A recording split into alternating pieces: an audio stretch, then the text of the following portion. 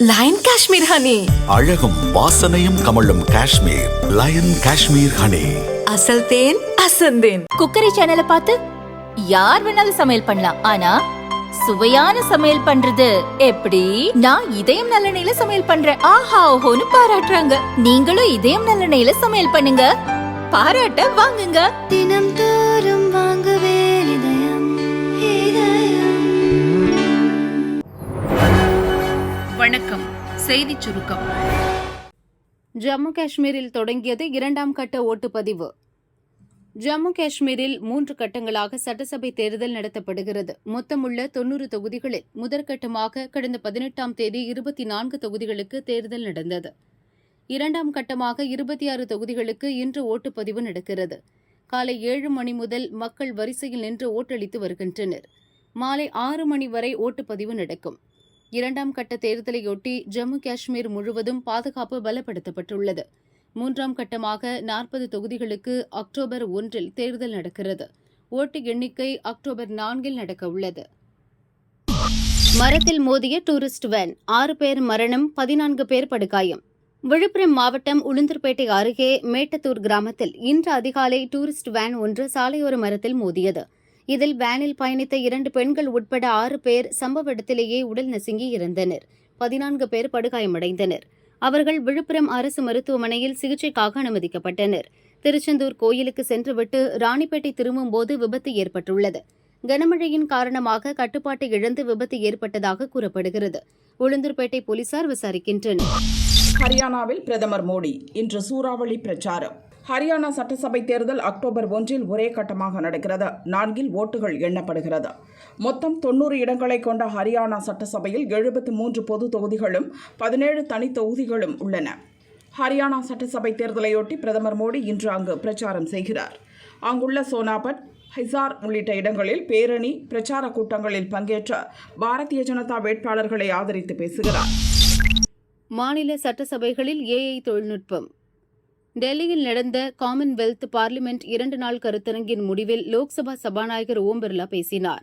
November 3 முதல் 8 வரை ஆஸ்திரேலியாவின் சிட்னி நகரில் 67வது காமன்வெல்த் பார்லிமெண்ட் கருத்தரங்கு நடைபெறவுள்ளது. அதில் இந்தியா சார்பில் எப்படிப்பட்ட கருத்துக்களை முன்வைப்பது என்பது குறித்து அனைத்து மாநில சபாநாயகர்களுடனும் ஆலோசனை நடத்தினோம். அதில் மாற்று பாலினத்தவர்களின் பங்கேற்பு, ஏஐ என்னும் செயற்கை நுண்ணறிவு தொழில்நுட்பத்தை பயன்படுத்துதல், மக்கள் பிரதிநிதிகள் மீதான தாக்குதல், அவமதிப்பு, அகதிகள் பிரச்சினை உள்ளிட்ட விஷயங்கள் ஆலோசிக்கப்பட்டது. லோக்சபாவில் செயற்கை நுண்ணறிவு தொழில்நுட்பம், தொழில்நுட்ப சாதனம் மூலம் வாசித்தல் உள்ளிட்ட நவீன வசதிகள் பயன்பாட்டில் உள்ளன.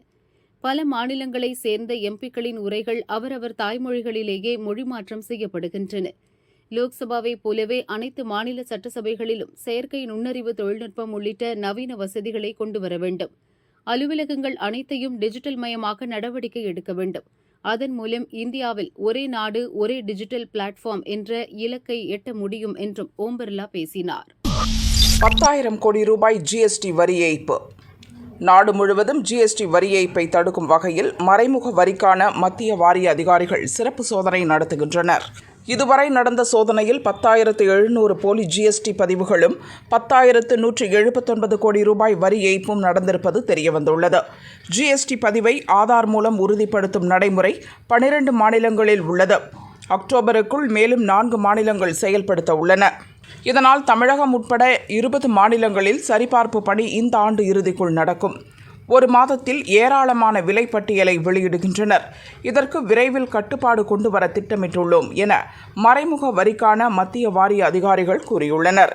வரி ஏய்ப்பு, போலி ஜிஎஸ்டி பதிவு தொடர்பாக கடந்த நிதியாண்டில் 1,13,000 நோட்டீசுகள் அனுப்பப்பட்டதாகவும் அவர்கள் தெரிவித்துள்ளனர். மனைவி மீது போலீசில் புகார் அளித்த ஜெயம் ரவி. நடிகர் ஜெயம் ரவி மனைவி ஆர்த்தியை விவாகரத்து செய்வதாகவும் இருவரும் பிரிய போவதாக சமீபத்தில் அறிவித்தார். ஆனால் ரவியின் முடிவு தன்னிச்சையானது என ஆர்த்தி சொன்னார். இது என் கவனத்திற்கு வராமலும் என் ஒப்புதல் இல்லாமலும் அவர் முடிவெடுத்திருப்பதாக கூறினார். பாடகி ஒருவருடன் ஜெயம் ரவிக்கு ஏற்பட்ட நெருக்கம் காரணமாக மனைவியை அவர் பிரிய இருப்பதாக தகவல் பரவியது. அதை மறுத்த ஜெயம் ரவி, இந்த விஷயத்தில் யாரையும் இழுக்க வேண்டாம், தனிப்பட்ட வாழ்க்கையை தனிப்பட்ட வாழ்க்கையாக இருக்க விடுங்கள் என கூறியிருந்தார். இந்நிலையில் மனைவி ஆர்த்தி மீது சென்னை அடையாறு காவல் நிலையத்தில் ஜெயம் ரவி புகார் அளித்துள்ளார். சென்னை ஈசிஆர் சாலையில் உள்ள ஆர்த்தியின் வீட்டில் இருக்கும் தமது உடைமைகளை மீட்டு தர வேண்டும் என்று காவல்துறைக்கு அவர் கோரிக்கை விடுத்துள்ளார். போலி எம்சாண்ட் ஆலைகளால் காணாமல் போகும் மலைகள், காத்திருக்கும் பேராபத்து. தமிழகத்தில் 440 எம்சாண்ட் நிறுவனங்கள் அரசின் அனுமதி பெற்று இயங்குகின்றன.